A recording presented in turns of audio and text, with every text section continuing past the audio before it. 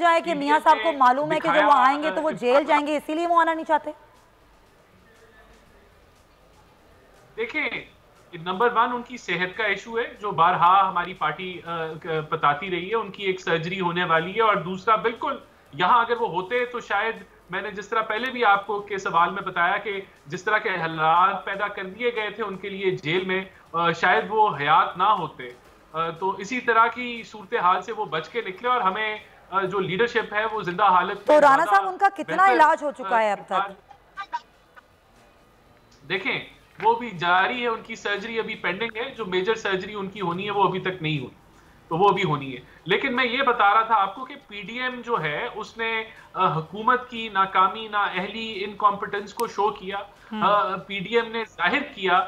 उसके बाद आपने ज़िमनी इलेक्शन देखे चारों सूबों में, जिसमें एक बदतरीन शिकस्त हुई पीटीआई हुकूमत को, और फिर ये मजबूर हो गए कि इन्होंने धांधलियां की और वो धांधली भी देखी। और इलेक्शन कमीशन ने जो है वो री इलेक्शन का जब दावा किया, अब आप देखें कि आज गैलप पोल्स आए हैं, मुख्तलिफ पोल्स आए हैं, IPSOS का पोल आया है, प्लस कंसल्टेंट का पोल आया है NA75 में, जो हमारी मुस्लिम लीग नून को आगे पोर्ट्रे कर रही है, सबसे मकबूल जमात पोर्ट्रे कर रही है। ठीक है ना, डस्का का इलेक्शन तो जाहिर आपका एक हल्का है और मुस्लिम लीग नून का वो हल्का है, वो सारी बातें एक तरफ। लेकिन मेरा सवाल तो पीडीएम पर है ना, मियां साहब पर है। अगर मियां साहब जाहिर नहीं आते हैं और अभी फिलहाल जाहिर उनकी सर्जरी भी होनी है, उनकी तबीयत भी इस काबिल नहीं है कि वो ट्रैवल कर सकें और वापस आए वतन, लेकिन फिर पीडीएम का क्या होगा? ये पीडीएम जिसको सिर्फ 5 माह हुए और इस 5 माह में जो कुछ ही कर सकी वो भी सबके सामने है, जो कुछ नहीं कर सकी वो भी सबके सामने है। हुकूमत को कितना टफ टाइम आप लोगों ने देना था, महंगाई आप लोगों ने कम करवानी थी, हुकूमत को घर भेजना था, इनसे इस्तीफे लेने थे, लेकिन मामला तो यहाँ पर अपने इस्तीफों पर ही अटक गया है।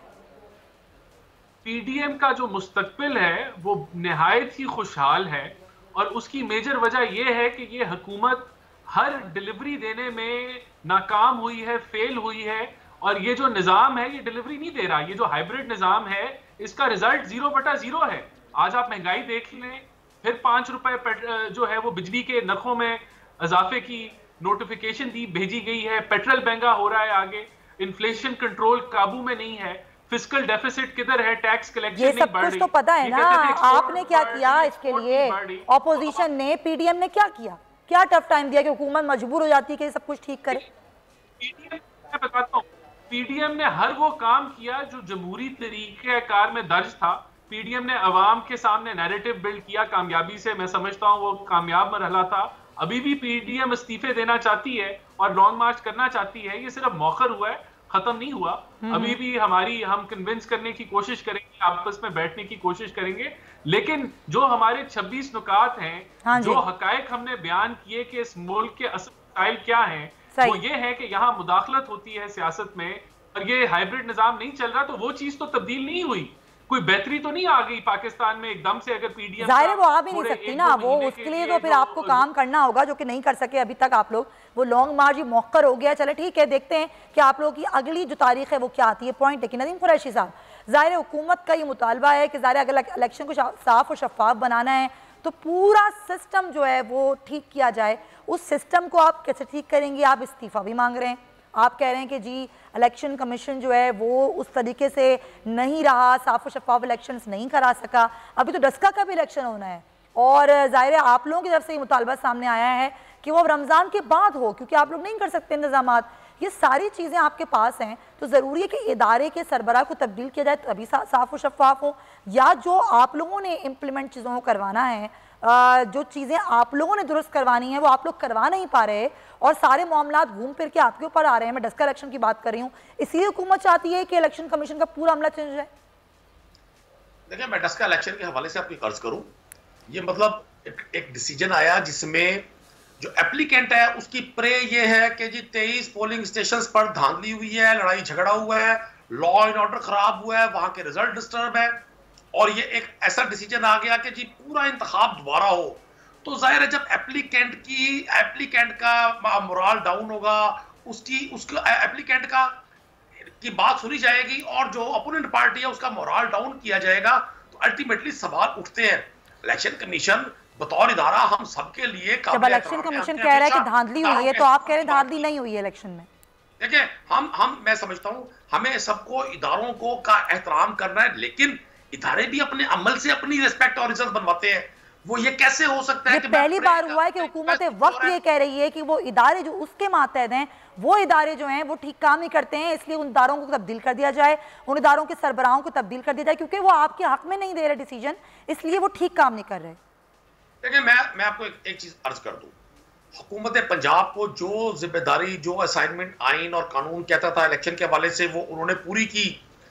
2 इलेक्शन हुए हैं, साथ ही गुजरांवाला में इलेक्शन हुआ है और वजीराबाद में, वहां के हवाले से भी आप सूरत देख लें। इस इलेक्शन को मैं आज भी इस बात पर मैं इस पर डिबेट करने पर तैयार हूं। इसको पीएमएलएन ने प्लान किया, राना सनाउल्लाह को ये टारगेट असाइन किया कि आपने हर सूरत इस इलेक्शन को सबूत करना है, ताकि हम यहाँ से तो सर जी जो नून लीग ने सबूत दिए, तो कुछ सबूत तो आप लोगों ने भी दिए होंगे ना, तो क्यों कर रहा है इलेक्शन कमीशन ऐसा आपके साथ?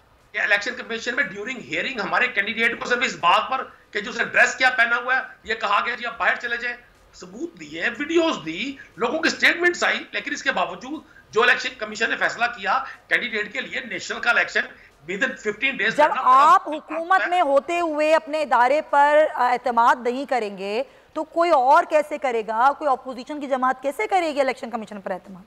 देखिए मैं आपको एक चीज की वजाहत कर दूं, हुकूमत इदारों के किसी मामले में इंटरफेयर नहीं करती, लेकिन हुकूमत के अगर मामला हुकूमती पार्टी के, यहाँ बात हो रही है पाकिस्तान तहरीक इंसाफ की, गवर्नमेंट का सेटअप अपनी जगह पर है। जब हुकूमती कैंडिडेट्स का, हुकूमती जमात के कैंडिडेट्स को एक दानिस्ता डिस्टर्ब किया जाएगा, सारे उसके मामला को कानून से हटकर, तो फिर इस्तीफा मांगा जाएगा। चले ठीक है सर, मेरे पास टाइम की कमी है, बहुत सिंपल सी बात है। हाँ, पर इस्तीफा मांग लिया जाएगा।